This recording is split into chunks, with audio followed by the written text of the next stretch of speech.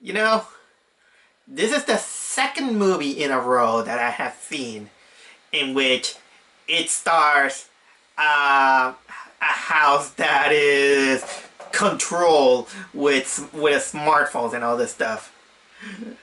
I mean, how can I say this? I saw Breaking In. I was surprised that ever since I saw last week's Bad Samaritan, I was kind of a little bit skeptical that houses that can be controlled with smartphones really exist. So I gotta say that I want to apologize because I was ignorant on that stuff. I asked a friend of mine who is more knowledgeable of that. Let's say that is my psychologist. Let's say during one of my talks, and it it told me that these things exist. It saw these kind of things. So I began to believe it. But I never expected that the movie Breaking In actually has that kind of house. Although it's not like very technologically advanced like the Bad Samaritan one. But man, that more and more, it surprised me that more and more in these days we're gonna get houses that we can control them with smartphones and see with the security camera and all this stuff. Man, this is the magic of applications, and boy, that I'm a little bit late into the future. But anyway, that's just a little bit of a prologue of the movie that I just went to see, which again is Breaking In. A movie that I was a little bit skeptical on wanting to watch it or not because the trailer didn't impress me. But still, I was curious enough. I kind of like those thriller movies that involve, well, people in danger, because sometimes we get a good one or a bad one. I mean, bad one's kind of like the first Purge or something like that, or I can't remember exactly the good ones, but since there was nothing else that came this week except for that Melissa McCarthy movie that I was not interested, I kind of decided to go into this one. And I came to my surprise that it was directed by the same guy who directed years ago V for Vendetta, which is one movie that I really love. But leaving that aside, I I just decided that okay, I needed something to watch, and I went there, and right in the get-go, this movie is very boring. How boring was it?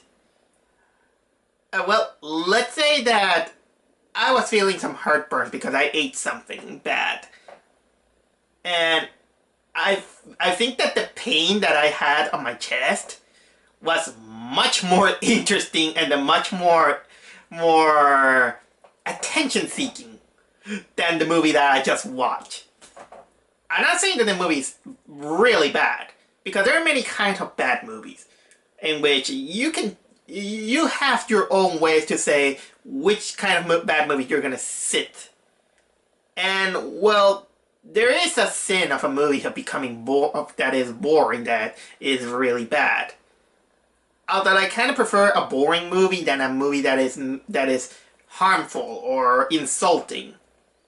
But that doesn't mean that I can accept as a good movie, because we're there for entertaining's sake. But the point is that the biggest fault that this movie has is that it's so generic, and it feels so lacking that it doesn't feel like it pushes too much to the point that it gives me a bigger impact, to the point that it becomes a little bit forgettable. So with that in mind, let's dissect it. What's the story about? Well, as a synopsis I will say is that Breaking In is about this woman played by Gabrielle Union. She is a mother of two children, one teenager and one smart little kid, and she apparently inherit this enormous house in the middle of nowhere from her grandfather, who died in a run-in. And despite her wanting to not, how can I say? How can I? Oh yeah, my mind is escaping. She wants nothing to do with the grandfather. She didn't have a good relationship with him, but still she inherited the house and thinks that she wants to sell them. So she goes there. There's a lot of security things here and there, and what happens is that much to her bad luck, a group of robbers, they invaded the house. They were there because there is something that their grandfather left behind. In their case, they want a safe, and because of some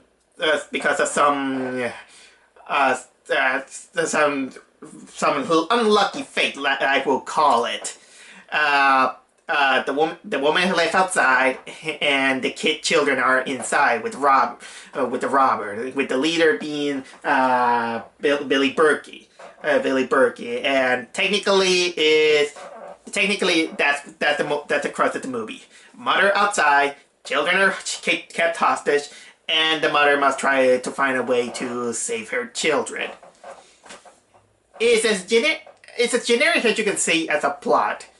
I'm not gonna say that generic is bad, because I saw many generic movies, but at least kept me entertained. But the problem with the movie is that the way it takes a while to get there. The pacing is a little bit slow, and to the point that it's boring. I kind of didn't care too much of the characters. Maybe it's because I have a little bit of an issue with teenagers acting like the usual millennials. But trust me that at least this girl is not the worst millennial I have seen, because at least she has a little bit of a respectful side to the mother, not like the whiny ones that it irritates you. For the most part, the movie just keeps going, and honestly, it eventually kind of forgets that there was some kind of backstory of Gabrielle Union's character with the grandfather. And the funny thing is that it's only mentioned that she had a bad relationship with the guy. She kind of left the house, and boom, it just mentioned that she had a bad relationship. She only wanted to survey the house just so she could sell it. But then after the robbers come, that plot point is gone. What happened? It is the only thing that we get, the closest information that we got from the grandfather's life, is that in the beginning we see the old man being run over by someone, because apparently there was some shady business with the guy, and the grandfather gets you know what? I kind of forgot if it was the mother's grandfather or father. Let's say grandfather. See how forgettable this movie made me feel? Okay, the thing is that the guy gets run over. He gets killed by a hit and run. Apparently, he was doing some shady business because he's been investigated. And apparently, those what was it? Billy Burke, the character Billy Burke, he gets information that there is a lot of money and in that house within a safe, and so he gets a group of people in order to get the money. But unfortunately, and by coincidence, our main character Gabrielle Union is there, and with her children, and that technically have this battle of wits in which the mother tries desperately to save her hostage children from these guys. And I'm gonna say that the acting is not bad. It's okay at best. Although I'm gonna say that the main characters, they're not very interesting, I'll say. It's just kind of like the typical character that you do, especially having our mother, who is so disrupt on trying to save her children, but and at the same time, it shows that she's kind of smart on the things that she's doing. I have my questionable stuff on her smarts, but it does show that she is resourceful in a way. The Billy Burke, he kind of plays more like the best way I can describe this guy is that he's a poor man Hans Gruber from Die Hard. And honestly, he kind of feels and dress up, kind of looking like Hans Gruber, but in a poor man way. He's kind of, he's calculating. He tries to be calm, but at the end you kind of feel that he's just desperate, very, very desperate, and he doesn't. And even at the face of disaster, he tries to keep calm, kind of like Hans Gruber. And well, the other three is that one of them is even Gabrielle Union managed to take as hostage, which is this guy with glasses who apparently he was in the military, and he was kind of like the first guy she fights and managed to hold him off. And the other two is kind of like this younger chippy guy who apparently he's kind of like the newbie of the thing. He doesn't want things to go over the top. He doesn't want to. It feels like he wants to be in a. He wants to have a little bit of a conscience. He doesn't want to harm the children or doing anything like that. But well, let's say that he's a guy who is so messed up in his mind that he can't make up his mind very well. But the other one, oh, that guy. The other guy, that one is someone to talk a little bit. And he is kind of like the Latino gangster stereotype, let's say. And right in my head, he is probably the character who gave me the most impact because you can see that he is indeed the most dangerous of all the four villains, let's say. But at the same time, he's totally stereotypical. He has this tank top, there's lots of tattoos. He's Latino. He has this small mustache, and he talk like this, like this crazy man. He's ice cold and all that stuff, to the point that even the chippy guy is like I don't know. This guy is a psychopath. I mean, he can kill us, but yeah, he's the best. But lo and behold, yes, he even proved that he's the most dangerous of the guy when he kills off the real estate woman that came to see the house and all this stuff. And the reason, and I know that probably many people might be offended by this guy, and trust me, I know that he might be, but in a way, I kind of understand because I grew up in Ecuador. Ecuador is kind of like my second house, and I watch the news and watch, some people outside, let's say, and even though they kind of classified as stereotypes, I kind of know how very, very aggressive, very, very, how can I say, very dangerous these kind of Latin American gangster psychopaths can be. I saw these kind of eyes, even personally. There were two occasions that I even saw the shots of murder on these kind of guys. So technically, if I could say that I could give credit on this movie that didn't give me, that made me feel a little bit threatened, is that guy. But I will say this mostly out of experience, not because saying that the movie is kind of good, let's say.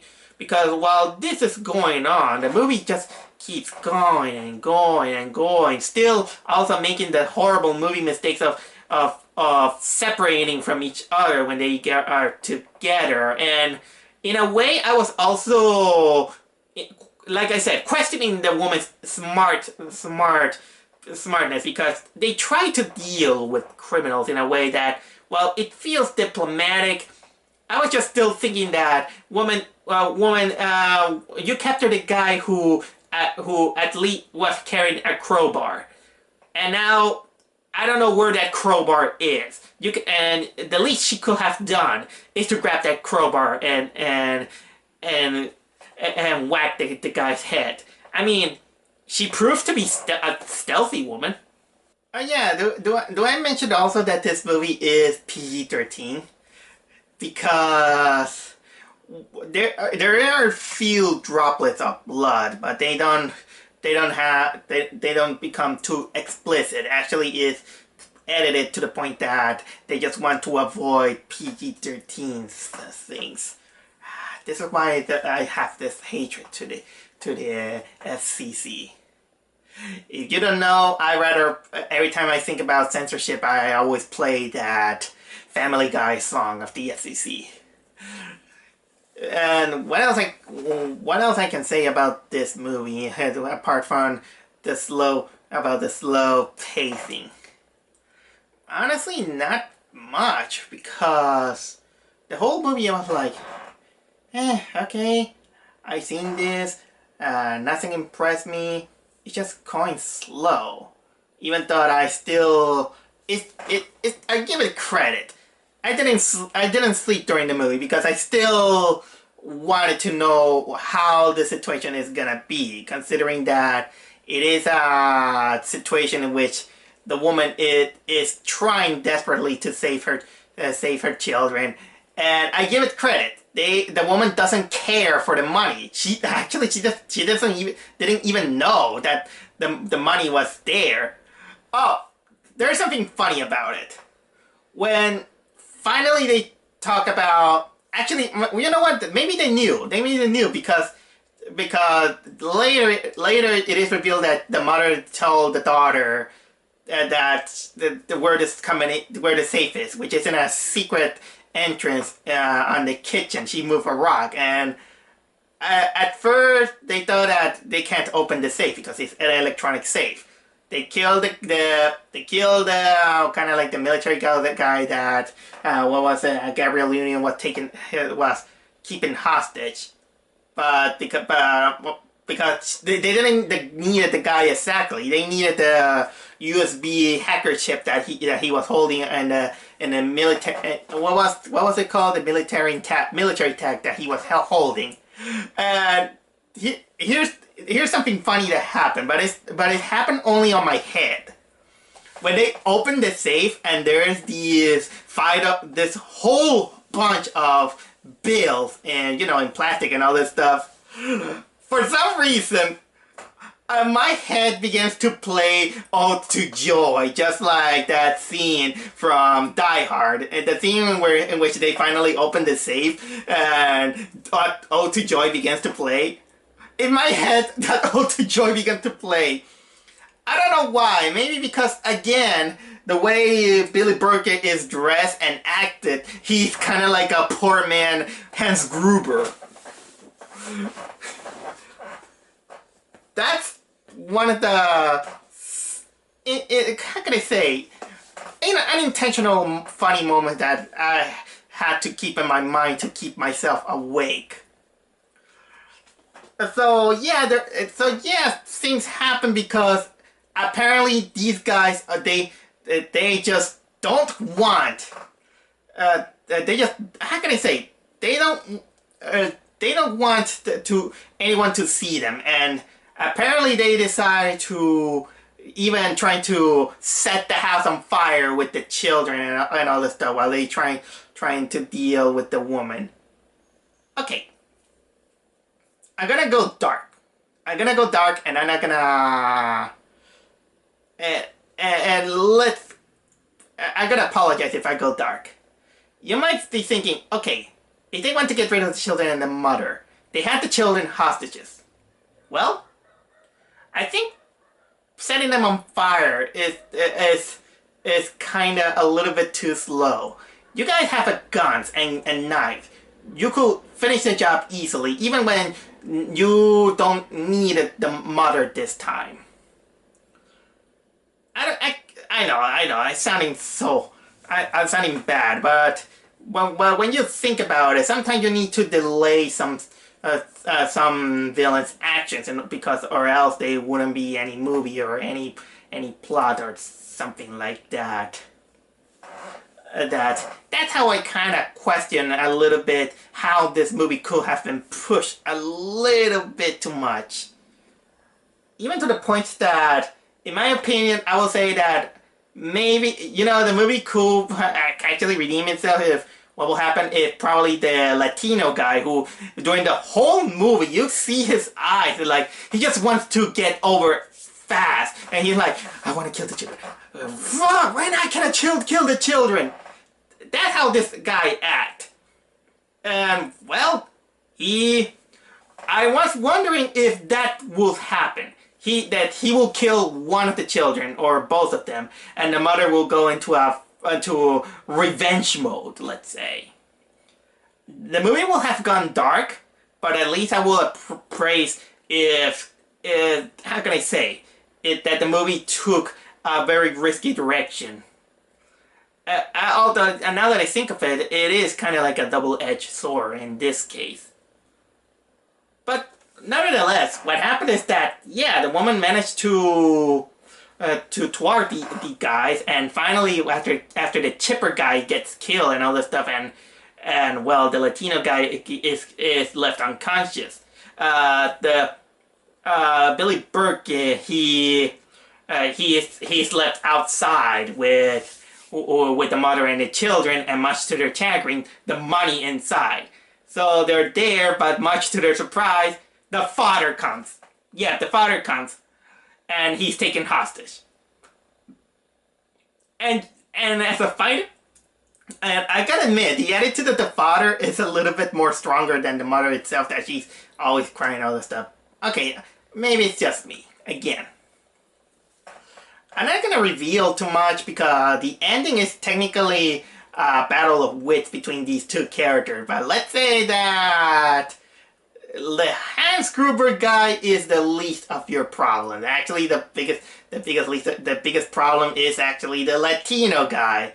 That part I actually kind of like, that they acknowledge that the most dangerous guy in this place is not the calculating guy, but the psychopath itself, the Latino guy. I'm not gonna go again by saying why I felt more intimidated by this guy than the other.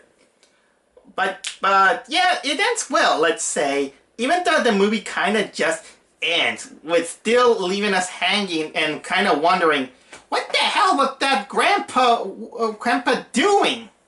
What the hell? And yeah, the movie ends. The movie ends, and I just came out just in time to take shelter from the rain. Apparently, God was angry that I saw this movie because there were thunderstorms, and a giant thunderstorm was there. Okay, I was just kidding. It isn't a bad movie. It's not horrible, I will say. It's competent enough, but the execution was not the best I could say. It's to the point that I didn't feel entertained. I was just bored out of my mind. Which, I could, you know what? But I'll say this. I would rather watch this movie more than Rampage. How many times I have been saying this during this whole year? I've been saying that I'd rather watch this movie more than Rampage. Maybe because, again, I'm one of the few guys who totally hate Rampage. But Breaking In is not as bad as Rampage, let's say. It's just boring. Personally, it was just boring. And that's pretty much what I have to say. The only surprise that I got is that it's the second house that it feels automated. And it's thanks to this experience that I'm finally believing that these kind of houses really exist.